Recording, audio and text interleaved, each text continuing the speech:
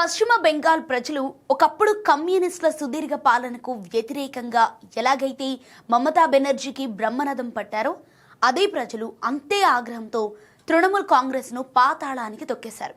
అయితే ఎన్నికల్లో ఘోరంగా ఓడించిన బెంగాలీల ఆగ్రహం చల్లారినట్టు లేదు.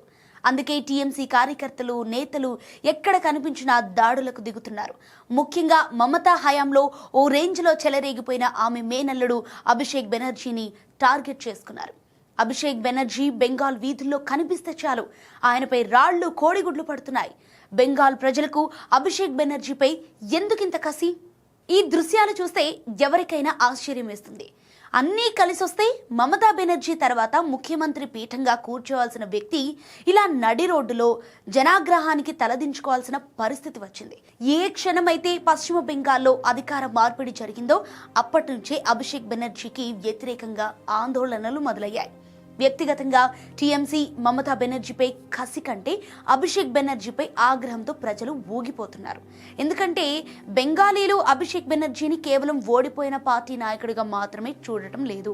రాష్ట్ర సహజ సంపదను కొల్లగొట్టిన, యువత భవిష్యత్తును నాశనం చేసిన అవినీతి సామ్రాజ్యానికి అణచివేతకు ప్రతిరూపంగా భావిస్తున్నారు. మమతా బెనర్జీ మేనల్లుడిపై అకస్మాత్తుగా ఇంతటి సామూహిక వ్యతిరేకత వెల్లువెత్తడానికి ప్రధానంగా ఆయన చుట్టూ అల్లుకున్న వేల కోట్ల రూపాయల కుంభకోణాలే కారణంగా కనిపిస్తున్నాయి.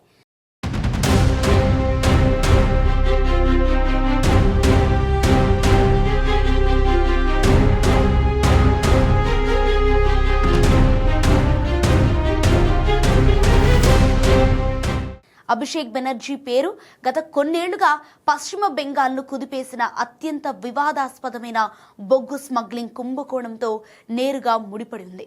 పశ్చిమ బెంగాల్లోని కునుస్తోరియా ఖజోరా కోల్డ్ ఫీల్డ్స్ కేంద్రంగా వేల కోట్ల రూపాయల అక్రమ బొగ్గు రవాణా, మైనింగ్ దందా ఏళ్ల తరబడి యథేచ్ఛగా కొనసాగింది. ఈ కుంభకోణంపై సిబిఐ నవంబర్ 2020లో మొదటి ఎఫ్ఐఆర్ నమోదు చేసింది. ఈ దర్యాప్తు ఆధారంగా ఎన్ఫోర్స్మెంట్ డైరెక్టరేట్ మనీ లాండరింగ్ నిరోధక చట్టం కింద ప్రత్యేక దర్యాప్తు ప్రారంభించింది. ఈడీ న్యాయస్థానానికి సమర్పించిన ఆధారాల ప్రకారం బొగ్గు కుంభకోణం ద్వారా వచ్చిన వేల కోట్ల రూపాయల ముడుపులలో ప్రధాన భాగం నేరుగా అభిషేక్ బెనర్జీకి, ఆయన భార్య రుజిరా బెనర్జీకి, ఆయన మరదలు మేనకా గంభీర్కు చేరింది. అయితే ఈ నిధులను హవాలా మార్గాల ద్వారా లండన్, థాయిలాండ్లలోని వారి ఖాతాల్లోకి మళ్లించినట్లు ఈడీ బలమైన ఆధారాలు సేకరించింది.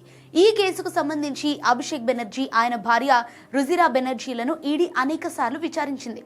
అయితే రాష్ట్ర సహజ వనరులను ఒక మాఫియా తరహాలో దోచుకొని విదేశాలకు తరలించారని మెజారిటీ బెంగాల్ ప్రజలు అభిషేక్పై ఆగ్రహంతో ఉన్నారు.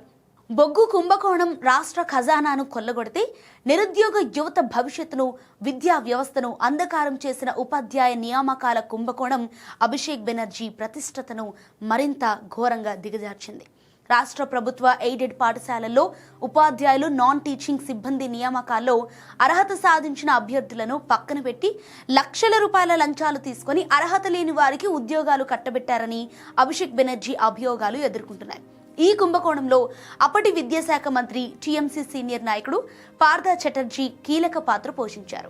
ఈడీ దాడుల్లో ఆయన అనుచరుల ఇళ్లలో కోట్ల కొద్ది నగదు కుప్పలుగా పట్టుబడటం అప్పట్లో రాష్ట్ర రాజకీయాలను కుదిపేసింది. ఈ కుంభకోణంతో అభిషేక్ బెనర్జీకి నేరుగా సంబంధం ఉందన్న ఆధారాలు బయటపడటం ప్రజల ఆగ్రహానికి ప్రధాన కారణం. అభిషేక్ బెనర్జీ ప్రాతినిధ్యం వహించే డైమండ్ హార్బర్ లోక్సభ నియోజకవర్గం కొన్నేళ్లుగా టీఎంసీ అనుకూల మీడియా ద్వారా, పార్టీ నాయకుల ద్వారా ఒక ఆదర్శవంతమైన పరిపాలనా నమూనాగా వార్తల్లో నిలిచింది. అయితే 2024 లోక్సభ ఎన్నికల్లో అభిషేక్ ఇక్కడి నుంచి ఏకంగా 7 లక్షల ఓట్ల మెజారిటీతో విజయం సాధించారు. కొన్ని బూత్లలో అయితే ఏకంగా 99% ఓట్లు టీఎంసీకే పోలయ్యాయి. అయితే క్షేత్రస్థాయి వాస్తవాలు, స్థానిక ప్రజల జీవన ప్రమాణాలు ఈ అంకెల గారడికి పూర్తి భిన్నంగా ఉన్నాయి.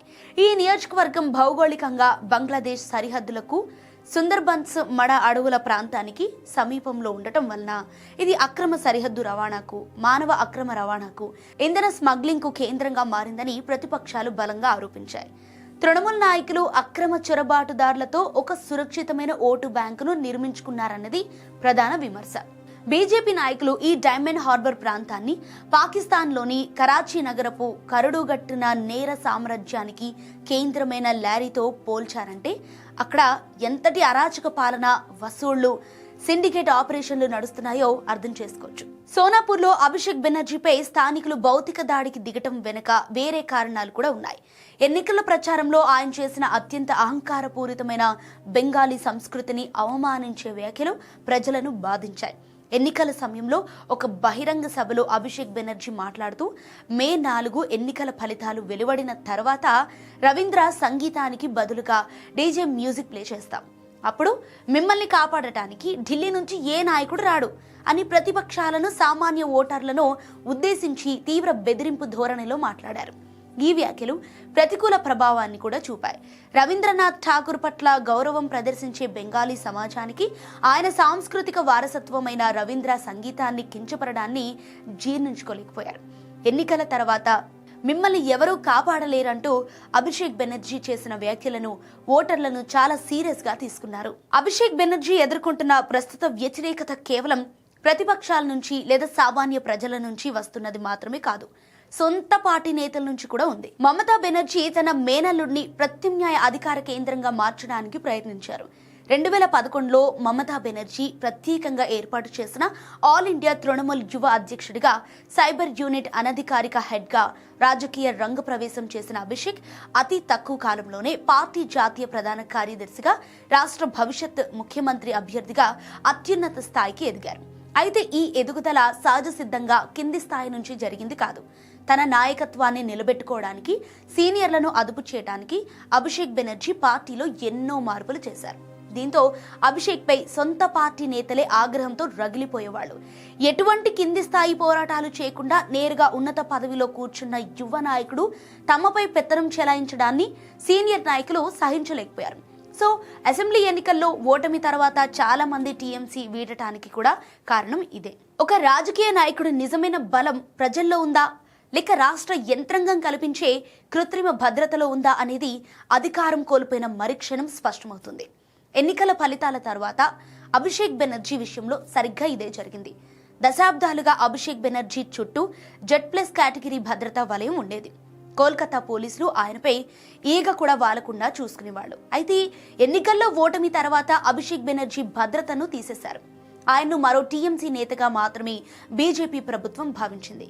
కట్టలు తెంచుకున్న జనాగ్రహం కోడిగుడ్ల దాడుల రూపంలో బయటపడింది. అభిషేక్ బెనర్జీని బెంగాల్ ప్రజలు అసహ్యించుకోవడానికి కారణం కేవలం ఆయన వ్యక్తిత్వం మాత్రమే కాదు, ఆయన ప్రాతినిధ్యం వహిస్తున్న అవినీతి, దౌర్జన్యం, అణచివేతలతో కూడిన ఒక పాడైపోయిన వ్యవస్థ. భయం నీడలో పోలీసు బూట్ల కింద బతికిన ప్రజలు ఒక్కసారి ఆ భయం తొలగిపోగానే చొక్కాలు పట్టుకొని ఎదురు తిరుగుతున్నారు.